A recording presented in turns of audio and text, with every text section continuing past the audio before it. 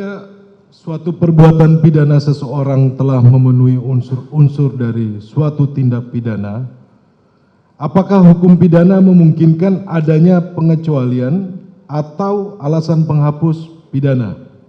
Tolong dijelaskan, saudara. Baik, apabila buku 1 KUHP yang saat ini masih berlaku, pada bab 3 ada alasan-alasan yang bisa mengecualikan, menambah, atau mengurangi pidana. Mulai dari pasal 44 sampai dengan 51. 44 ini adalah dirumuskan secara negatif, antur kening fatsbarhet, ketika seorang tidak dapat dipertanggungjawabkan karena ada terganggu pada pertumbuhan jiwanya atau karena penyakit. Gebreke onwitkeling atau ziekelijk storing. Kemudian kalau kita beranjak ke pasal 48, seseorang yang melakukan perbuatan pidana karena ada daya paksa atau overmah atau keadaan darurat noodtoestand itu juga tidak dapat dimintakan pertanggungjawaban pidana. Berikutnya dalam pasal 49 kita juga mengenal adanya pembelaan terpaksa atau notwear dan notwear excess, pembelaan terpaksa yang melampaui batas. Ketika seorang melakukan self defense, pembelaan dirinya kada ada ancaman seketika yang melawan hukum, yang mengancam harta benda atau kesusilaan atau bahkan nyawa dia, maka orang bisa melakukan pembelaan terpaksa. Jadi 48 terpaksa, 49 terpaksa, dan pasal 51 yang terakhir tentang perintah jabatan atau amtelk bevel adalah seseorang melakukan perbuatan pidana karena diberikan perintah jabatan oleh penguasa atau pejabat yang berwenang. Demikian. Terima kasih.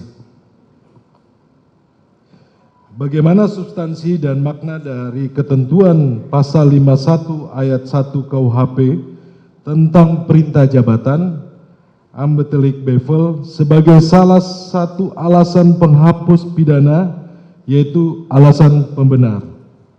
Ya, jika yang ditanyakan penasihat hukum adalah pasal 51 ayat 1, maka redaksionalnya adalah niet strafbar, tidak dipidana, orang yang melakukan suatu perbuatan pidana karena adanya perintah jabatan atau amtelk bevel yang diberikan oleh penguasa yang berwenang.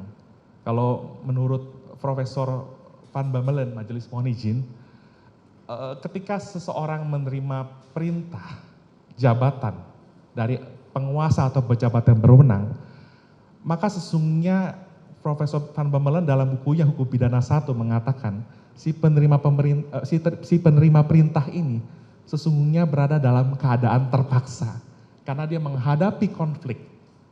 Apa itu konfliknya? Konfliknya adalah di satu sisi dia tidak boleh melakukan suatu tindak pidana, dan kemungkinan kalau dia melakukan suatu tindak pidana dia dapat dipidana, tapi di satu sisi ada perintah jabatan yang harus ditaati atau dilaksanakan oleh si penerima perintah tersebut. Jadi dia berada dalam dua konflik tadi, diperhadapkan pada satu sisi dia menghindari kemungkinan dapat dipidana karena melakukan suatu tindak pidana, dan di sisi lain juga ada perintah jabatan yang harus dilaksanakan atau ditaati oleh yang bersangkutan.